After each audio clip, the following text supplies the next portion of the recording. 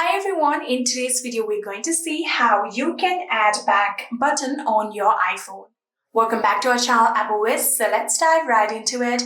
So in order to add a back button, you're going to need to first of all enable your touch from your accessibility settings, for which you can simply just open your settings application.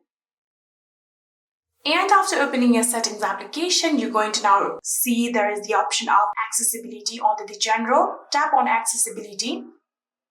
And after tapping on accessibility, now again scroll down and you can see there is the option of touch under the physical and motor. So after tapping on touch, here you can see this is the assistive touch. So tap on assistive touch. You're going to enable this assistive touch by simply tapping on this toggle button.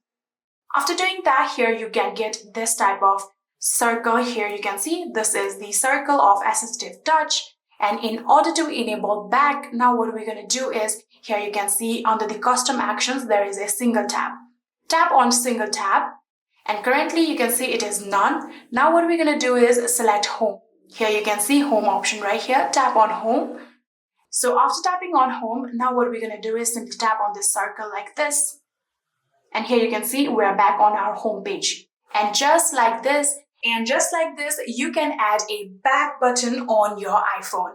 I hope this video was helpful to you guys. If it was, please do not forget to hit that subscribe button and like our video. Thanks so much for watching. See you in the next.